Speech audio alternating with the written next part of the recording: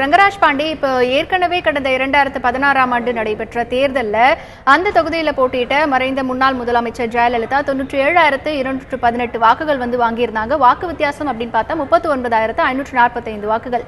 இப்போ திரு டிடிவி தினகரன் சொல்லும் பொழுது 50,000 வாக்குகள் வித்தியாசத்தில் நான் வெற்றி பெறுவேன் அப்படின்னு சொல்லியிருக்காங்க. இப்போ அதிமுகவை பொறுத்த வரைக்கும் ஏற்கனவே பன்னீர்செல்வம் அணி, சசிகலா அணி அப்படின்னு 2 அணிகள் போட்டியிடக்கூடிய ஒரு நிலை இருக்கிறது. தீபாவும் போட்டியிட போவதாக அறிவித்திருக்கிறார். அதனால் அதிமுகவிற்கு வர வாய்ப்புகள் எல்லாம் சிதறுவதற்கான வாய்ப்புகள் இருக்கிறதா? அது வாக்காளர்கள் என்ன முடிவு பண்றாங்க ஏப்ரல் 12ஆம் தேதி அப்படிங்கறத பொறுத்துதான் நம்ம சொல்ல முடியும். பன்னீர்செல்வம் தலைமையிலானவர்கள் தங்களுடைய வேட்பாளர் நிறுத்த போறாங்களா, இல்லாட்டி அவங்க என்ன வியூ போறாங்கிறது இன்னும் உறுதியா தெரியல. திராவிட முன்னேற்ற கழகம் தங்களுடைய வேட்பாளர் நிறுத்துது, தீபா தன்னுடைய வேட்பாளர் நிறுத்துறாங்க. இதுல ஒரு நூதனமான ஒரு பார்வை பார்த்தோம்னா, அதிமுகவுடைய வாக்குல பெரும்பான்மை திமுக எதிர்ப்பு, திமுகவுடைய வாக்கு பெரும்பான்மை அதிமுக எதிர்ப்பு. சோ ரெண்டுமே ஒருத்தருக்கு ஒருத்தர் எதிர்ப்பான பார்வையை கொண்டுதான் அந்த வாக்குகள் அதிகரிக்கிறாங்க. அதிமுகவுடைய ஸ்ட்ராங் ஓட் பேங்கிறது ஒரு பக்கம், அப்புறம் திமுக எதிர்ப்பு ஓட் பேங்க் ஒரு பக்கம். அதே மாதிரி திமுகவுடைய ஸ்ட்ராங் ஓட் பேங்க் அப்படிங்கிற ஒரு பக்கம், அதிமுகவுடைய எதிர்ப்பு ஓட்டு திமுக வருது ஒரு பக்கம். சோ அதிமுக வர வேண்டாம்னு நினைக்கிறவங்க திமுக வாக்களிக்கலாம், திமுக வர வேண்டாம்னு நினைக்கிறவங்க அதிமுக வாக்களி. இதுதான் இது வரைக்கும் நடைமுறையா இருந்தது.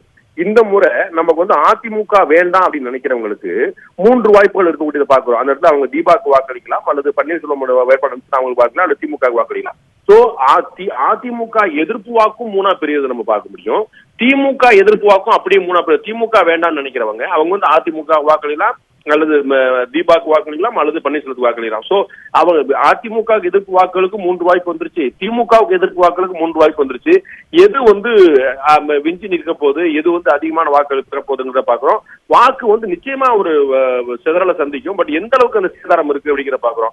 இவங்க 50,000 சொல்லி சொன்னது 50,000, 40,000, 30,000 இதுக்கு முன்னாடி நம்ம பார்த்திருக்கோம். இந்த மாதிரி டார்கெட் பிக்ஸ் பண்றது திருமங்கலத்துல திரு அழகிரி அவர்கள் முன்னாள் மத்திய அமைச்சர் திராவிட முன்னேற்ற கழகத்தில் இருந்த போது அவர் இந்த மாதிரி சொன்னார், இத்தனை ஆயிரம் வாக்குகள் வித்தியாசம் ஜெயிப்போம் சொன்னாரு. அந்த மாதிரி ரொம்ப கச்சிதமா அந்த அளவுல ஜெயிச்சாங்க. சோ அது மாதிரி இப்ப இடைத்தேர்தல் சொல்லி சொல்லும் போது இவங்க இதுக்கு முன்னாடி எவ்வளவு வாக்கு விழுந்திருக்கு நம்ம பார்த்திருப்போம். 96 தவிர தொடர்ந்து அங்க ஆர்கேஆர் தொகுதி அதிமுகவுடைய கோட்டையா தான் தொடர்ந்து இருந்தது நம்ம பார்த்திருக்கிறோம். அதனாலதான் அந்த தொகுதியவே மறைந்த முதலமைச்சர் ஜெயலலிதா தேர்ந்தெடுத்தாங்க. இப்போ அவங்களுடைய வாக்குல ஒரு சேதாரம் இருக்கும்போது அது எந்த அளவுக்கு சேதாரமா இருக்குது, அந்த வாக்கு வித்தியாசத்தை அதிகரிக்கிற அளவுக்கு இருக்குதா, இல்லாட்டி வெற்றி வாய்ப்பை பறிக்கிற அளவுக்கு இருக்குதா அப்படிங்கிறத நம்ம பொறுத்து பார்க்கணும். இந்த வாய்ப்புகள் ஏற்கனவே சொன்னது போல அதிமுக வாக்கு வாய்ப்பு இருக்கு, திமுக எதிர்ப்பு வாக்குகள் சிதறக்கூடிய வாய்ப்பு இருக்கு. சோ 2 பக்கமுமே இந்த குழப்பம் இருக்கிறதுனால எந்த மாதிரியான சேதாரம் இருக்குது.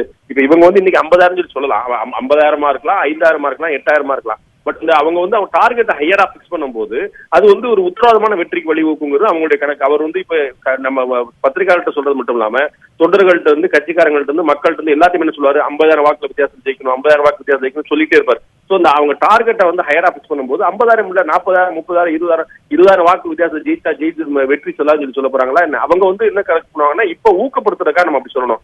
அவங்க டார்கெட் ஹையரா பிக்ஸ் பண்ணும்போது நமக்கு குறைந்தபட்ச உத்தரவாதம் கிடைக்குங்கிறது அவங்களுடைய எண்ணமா இருக்கலாம். எப்படி வரப்போகுது, எந்த ஓட்டு எந்த பக்கம் சிதறப்போகுங்கிறது நம்ம 15ஆம் தேதி ஏப்ரல் தான் தெரிஞ்சுக்க முடியும். திரு பாண்டி, இப்போ ஹெச் ராஜா சொல்லும் பொழுது அவர் ஒரு கருத்தை முன் வச்சாரு. அதாவது ஆதரவு பாரதிய ஜனதா கட்சியினுடைய ஆதரவு தேவை என்னும் பொழுது முறைப்படியான ஒரு அழைப்பை விடுக்கணும், அதற்கு பிறகுதான் அது குறித்து நாங்கள் பேச வேண்டும், அதற்கு பிறகுதான் அதை குறித்து பரிசீலிக்க வேண்டும் அப்படின்னு சொல்றாங்க. இது குறித்து உங்களுடைய கருத்து? அதாவது நமக்கு எல்லாருக்குமே தெரியும், நம்ம தொடர்ந்து ஊடகங்கள் இருக்கிறவங்க எல்லாருக்குமே தெரியும், அதிகாரப்பூர்வ பேச்சு, அதிகாரப்பூர்வ அறிவிப்பு அப்படிங்கிறது எல்லாமே வெறும் சம்பிரதாயம் தான்.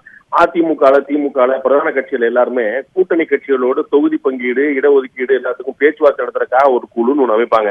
ஆனா அந்த குழுல எதுவுமே முடிவெடுக்க மாட்டாங்க. அந்த குழு போய் பேசிட்டு வருவாங்களே தவிர இறுதி முடிவெடுக்கக்கூடியது முன்னாடி திமுக தலைவர் திரு கருணாநிதி, தற்போது திமுகவுடைய செயல் தலைவர் திரு ஸ்டாலின், அதிமுக முன்னாடி ஜெயலலிதா, தற்போது திரு தினகரன். இந்த மாதிரி அவங்க தான் அந்த டாப் பொசிஷன்ல இருக்கிறவங்க தான் முடிவெடுப்பாங்க இறுதி முடிவு. அவர்கள் இந்த மாதிரி பிரஸ் மீட்ல தான் பேசுவாங்கன்னு நம்ம எதிர்பார்க்க முடியாது. திரு ராஜா அவர்கள் சொன்னது ரொம்ப சரி. இது மாதிரி இந்த அழைப்பு சும்மா ஒரு லைட் வெயிட்ல சொல்லக்கூடிய, ஒரு லைட்டர் வெயிட்ல சொல்லக்கூடிய அழைப்பு அப்படின்னு சொல்லி அவர் சொல்றாரு. ஆனா நமக்கு தெரியாது. அவங்க திரு தினகரன் அவர்கள் இப்படி அழைப்பு கொடுத்திருக்கிறாரு, மக்கள் கேள்வி செய்தியாளர்கள் கேட்ட கேள்வி மக்கள் நல கூட்டணிட்டு ஆதரவு கேட்பீங்களான்னு தான் கேட்கிறாங்க. சோ ஆமா இல்லைன்னு அவர் சொல்லியிருக்கலாம். அதுக்கு மேல ஒரு ராஜேந்திரமா என்ன சொல்றாரு, மக்கள் நல கூட்டணி மட்டும் இல்ல, பெரியவர் திரு வைகோ அப்படின்னு மதிமுகவை கொண்டு வர்றாரு. பிளஸ் தேமுதிக கேப்டன் விஜயகாந்த் அப்படின்னு சொல்லி சொல்றாரு. எப்படி வந்து நீங்க அந்த சீஜாவிலே கேட்டது போல சட்டமன்றத்தில் அவ்வளவு ரசபாசமா நடந்துட்டு விஷயங்கள் தாண்டி கேப்டன் விஜயகாந்த் அப்படின்னு சொல்றாரு, பெரியவர் வைகோ சொல்றாரு. காங்கிரஸ், பாஜக எல்லா கட்சியும் ஆதரவு இருந்தாலும் அழைப்பை ஏற்போம் சொல்லிட்டு அதுக்கப்புறம் ரெண்டாவதுயா நாங்க அழைக்கிறோம்னு சொல்றாரு. நாங்க வந்து அழைப்பை ஏற்போம் மட்டும் சொல்லாம நாங்க அழைக்கிறோம், அவங்க வரணும்னு சொல்லி சொல்றாரு. சோ எந்த கட்சி ஆதரவளிப்பாங்கன்னு தெரியாது. ஆனா இந்த பேச்சு ஏதோ பிரஸ் மீட்ல மட்டுமே பேசக்கூடிய பேச்சா இருக்க வாய்ப்பு இல்ல.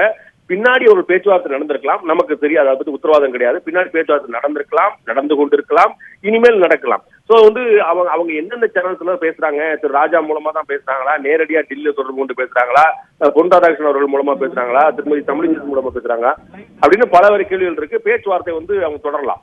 ஏமா